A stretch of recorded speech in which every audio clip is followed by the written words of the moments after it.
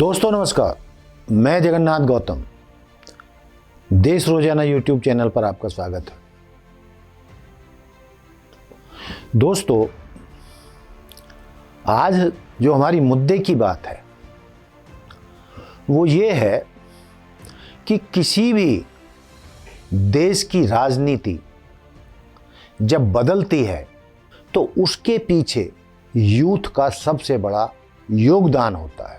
किसी भी देश का युवा छात्र ही देश की भविष्य की राजनीति को तय करते हैं। लेकिन आज के यूथ का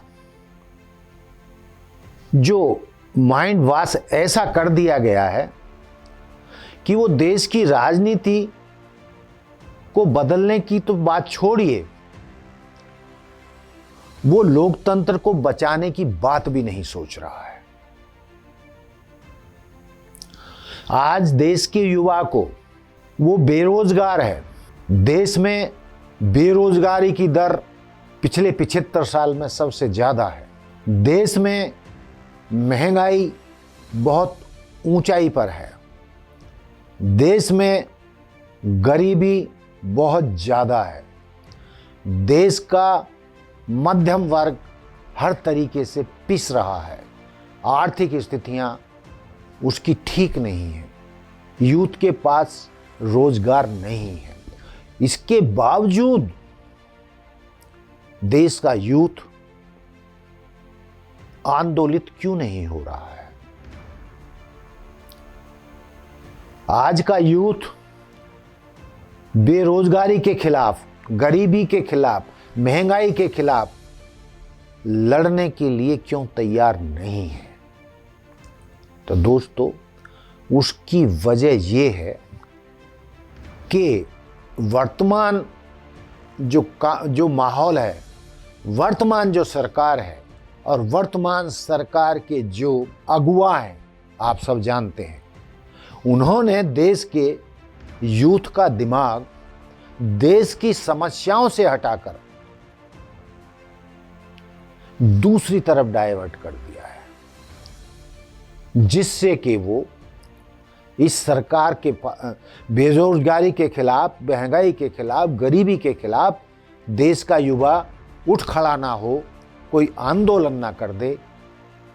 तो उसके लिए बड़ी चतुराई से, चालबाजी से वर्तमान सरकार ने एक माहौल तैयार किया है जिसमें वो लोकतंत्र को बचाने की नहीं सोच सकता, जिसमें वो बेरोजगारी को खत्म करने की नहीं सोच सकता, जिसमें वो गरीबी या मध्यम वर्ग की समस्याओं के बारे में नहीं सोच सकता।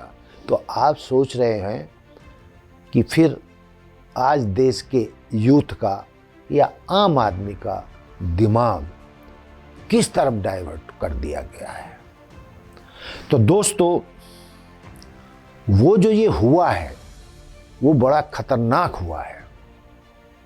लोकतंत्र के जो तगाजे हैं, जो संविधान के तगाजे हैं, उन सब को धता बताकर यूथ को और आम जनता को गलत दिशा की तरफ मोड़ा जा रहा है। वो क्या दिशा है?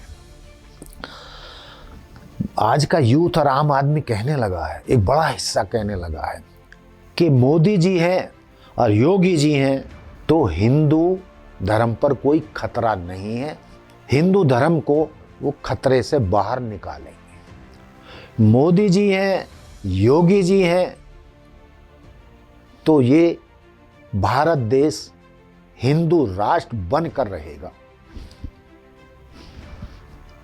मोदी जी हैं, योगी जी हैं तो सनातन बचेगा। तो दोस्तों, जब ये हालात हैं देश के, देश का यूथ इस दिशा में सोचने लगा है कि पेट्रोल चाहे 1000 रुपये लीटर हो जाए, महंगाई इससे और ज्यादा आसमान पर पहुंच जाए, लेकिन हिंदू राष्ट्र बनना चाहिए, हिंदू बचना चाहिए, सनातन बचना चाहिए। पर इनको कौन समझाए? ये जो देश पहले था, पहले भी हिंदू राष्ट्र था, पहले भी सनातन था, पहले भी हिंदू राष्ट्र था। यहां तो किसी अंग्रेजों ने फिलहाल 75 साल से कब्जा नहीं किया हुआ। यहां इस राष्ट्र पे तो कोई अब मुगलों ने कब्जा नहीं किया हुआ। इस राष्ट्र का कोई प्रधानमंत्री, कोई राष्ट्रपति, कोई राज्यपाल, कोई मुख्यमंत्री पूरे देश में कोई मुस्लिम नहीं है। तो ये और कौन से हिंदू धर्म की बात कर रहे हैं? ये कौन से हिंदू राष्ट्र की बात कर रहे हैं? ये कौन से सनातन धर्म की बात कर रहे हैं? तो ये देश को जिस तरीके से बरगलाया जा रहा है, जिससे जो ये गलत दिशा की तरफ मोड़ा जा रहा है, इसके नतीजे दोस्तों आने वाले वर्षों में खतरनाक होने वाले हैं। जिस तरीके से इस लोकतांत्रिक देश में, एक सेकुलर राष्ट्र में पिछले दिनों नए संसद भवन में सिंगोल लाया गया, राजदंड लाया गया और दक्षिण के पंडे पुजारियों को लाकर संसद में नई संसद की उद्घाटन के अवसर पर जो धार्मिक अनुष्ठान किए गए, उनमें से कोई भी संवैधानिक मान्यताओं के अनुरूप नहीं था। धर्म जो है किसी भी सेकुलर राष्ट्र में, किसी भी प्रगतिशील देश में निजी मामला होता है, लेकिन वर्तमान देश के मुखिया देश की मुख्य समस्याओं से ध्यान हटाने के लिए उसे हिंदू राष्ट्र, उसे सनातन जैसे मुद्दों पर, हिंदू धर्म जैसे मुद्दे पर उन्हें उद्वेलित करके उनका ध्यान असली समस्याओं से हटा रहा है, देश की समस्याओं से हटा रहा है, जिससे कि देश का यूथ इस सरकार के खिलाफ उठना खड़ा हो। और दोस्तों देखते रहना, जो अब लोकसभा के चुनाव होने जा रहे हैं, जिस तरीके से 5 राज्यों में जो चुनाव हुए और हालातों के विपरीत, मान्यताओं के विपरीत, चर्चाओं के विपरीत, एग्जिट पोल के विपरीत जिस तरीके से जबरदस्त जीत भाजपा ने हासिल की, वो भी शक के दायरे में है। वो कैसे हुआ? ऐसी प्रचंड जीत कैसे हुई कि देश के किसी भी नागरिक को ये नहीं पता था कि भाजपा मुख्य 4 बड़े राज्यों में 3-1 से जीतेगी और हिंदी बेल्ट से कांग्रेस का सफाया हो जाएगा। भक्त भी नहीं कह रहे थे, बड़े बड़े भाजपा नेताओं का भी ये आकलन नहीं था कि भाजपा को इतनी भयंकर जीत मिल सकती है। सपने में भी किसी ने नहीं सोचा था।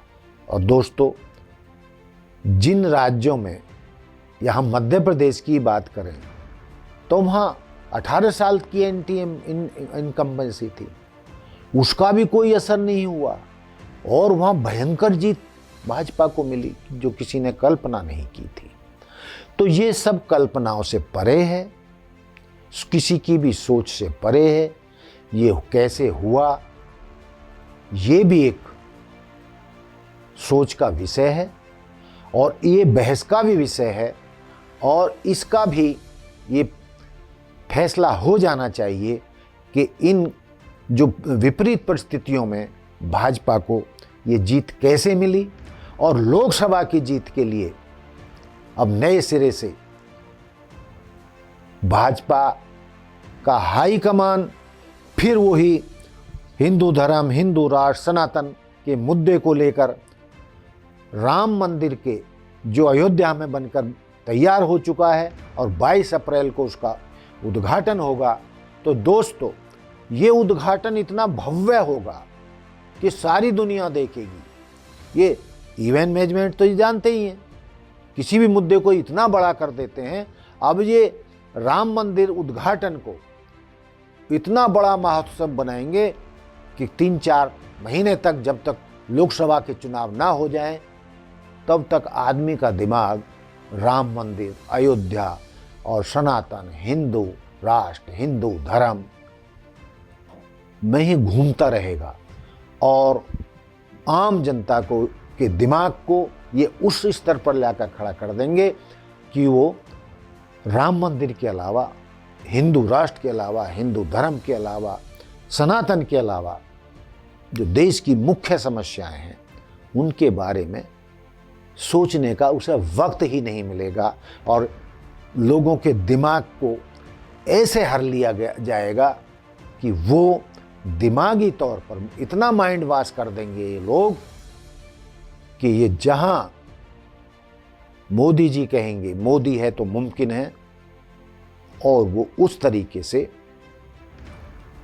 लोकसभा का चुनाव जीतने की ओर बढ़ रहे हैं। दोस्तों, ये जो मैंने कहा है कितना सही है कितना गलत है, ये आप लोग दर्शक हैं, आज़ाद हैं सोचने के लिए। और आप जो भी सोचें उस पर कमेंट जरूर करिएगा। क्या देश में बढ़ती महंगाई, बेरोजगारी, गरीबी, महिलाओं पर अपराध, महिलाओं के प्रति अपराध, क्या ये इतने बड़े मुद्दे नहीं है कि इन पे सोचा जाए? क्या धर्म इतना बड़ा मुद्दा है एक लोकतांत्रिक देश में कि सब कुछ भूलकर धर्म की ओर किसी भी राष्ट्र को मोड़ दिया जाए? ये लोकतंत्र के लिए खतरे की घंटी है, युवाओं के लिए खतरे की घंटी है। कल इन हालातों में देश का यूथ जब इसे होश आएगा तो अपना माथा पीट लेगा, क्योंकि इसको जो धर्म की घुट्टी पिलाई जा रही है, और जब इसको रोटी नहीं मिलेगी, कपड़ा नहीं मिलेगा, मकान नहीं मिलेगा, रोजगार नहीं मिलेगा, भयंकर महंगाई से सामना होगा, फिर सोचेगा कि मैंने इतने कीमती वर्ष बेकार के मुद्दों में लगा दिए, ये सब तो पहले भी था, तो मैंने क्या किया? तो दोस्तों, कहने का तात्पर्य ये है कि जिन हालातों में यूथ की सोच पहुंचा दी गई है कि वो 1000 रुपये लीटर भी पेट्रोल खरीदने के लिए तैयार है, और मोदी जी जो गारंटी दे रहे हैं हमें तो बस वो चाहिए, लेकिन उन गारंटी से दोस्तों देश का भला नहीं होने वाला है, यूथ का भला नहीं होने वाला है, गरीबों का भला नहीं होने वाला है, मध्यम वर्ग की समस्याओं का हल नहीं होने वाला है। तो जो असली समस्याएं हैं, जो रोजाना के जीवन में जिनका हमें सामना करना पड़ता है, उन समस्याओं के ऊपर चुनाव लड़े जाने चाहिए, उन समस्याओं के समाधान की गारंटी दे देनी चाहिए, न कि हिंदू राष्ट्र की, न धर्म की, न सनातन की। आम आदमी के जीवन में धर्म और ये चीज़ें उनका निजी मामला है, निजी आस्था का मामला है, लेकिन देश के लिए सर्वोपरि वो है जो हमारा संविधान कहता है। तो दोस्तों, जरा सोचिए कि देश के लिए क्या बेहतर है? क्या 1000 रुपये लीटर पेट्रोल खरीदना और घंटियां बजाते रहना 24 घंटे और देश की समस्याओं के बारे में न सोचना? तो जरा सोचिएगा कि हम किस तरफ बढ़ रहे हैं और उसके लिए कौन दोषी है। दोस्तों, देखते रहिए देश रोजाना। जय हिंद, जय भारत, जय संविधान, नमस्कार।